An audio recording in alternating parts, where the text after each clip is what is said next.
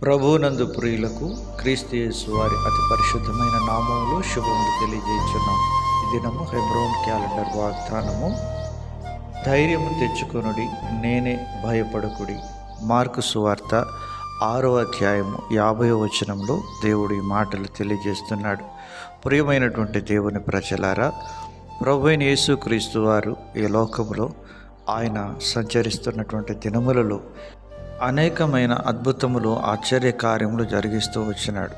అనేక మందికి రొట్టెలు చేపలు పంచిపెట్టి వారు భుజించిన తర్వాత దేవుడు తన శిష్య బృందంతో కలిసి శిష్యులను ముందుగా ఆ యొక్క పడవలో అవతలికి వెళ్ళాలని తొందర చేస్తూ వచ్చినట్లుగా చూస్తూ ఉంటున్నాం. ప్రియమైనటువంటి దేవుని ప్రజలారా, వారు దోణి నడిపించుటలో మిక్కిలి కష్టపడుచుండిరి అని మార్కు సువార్త 6:48 మనం చూడగలుగుతున్నాం. ఈ లోకంలో మన జీవితం అనే నావ నడిపించుటలో మనం ఎంతగానో కష్టపడేటువంటి వారంగా ఉంటున్నాం. విశ్వాస జీవితంలో కొనసాగే విషయంలో, పరిశుద్ధత విషయంలో కొనసాగే విషయంలో, యథార్థత నమ్మకత్వము విషయంలో కొనసాగే విషయంలో మన జీవితం అనే నావను నడిపించుటకు మనం ఎంతో కష్టపడే వారంగా ఉంటాం. కారణం ఏమంటే గాలి ఎదురైనందున అనే మాట మనం గమనించవచ్చు.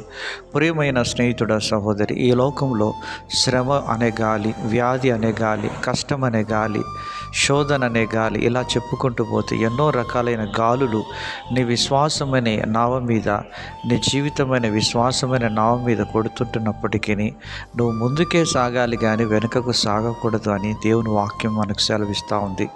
అయితే ప్రభువారు నీటిపై నడుచుకుంటూ వచ్చినప్పుడు శిష్యులైనటువంటి వారు ఆ దృశ్యాన్ని చూసి భూతమని తలంచి భయపడుతూ వచ్చినారు. ఆ సందర్భంలో ప్రభువారు చెప్పారు, నేనే భయపడకుడి అని ప్రభువారు అభయమిస్తూ వచ్చినారు. ప్రియమైనటువంటి దేవుని ప్రజలారా, నీ జీవితంలో ఎంత కష్టాన్నైనా నీవు అనుభవించాలి.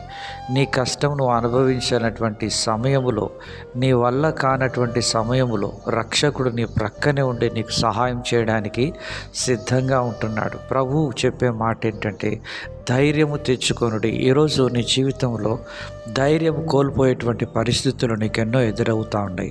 ఇంకా నా జీవితం అయిపోయింది, నిరాశ నిస్పృహల మధ్య కొట్టుమిట్టాడుతున్నావా? ప్రియమైన స్నేహితుడ, సహోదరి, యేసు ప్రభు వారు ఈరోజు నీ కుడి చేయి పట్టుకొని లే, ధైర్యం తెచ్చుకొని ముందుకు సాగు అని అభయం ఇస్తున్నాడు. భయపడకు, దిగులు పడకు, నేను నిన్ను బలపరుస్తును అని ప్రభు యెషయా 41:10 వాగ్దానం ఇస్తున్నాడు.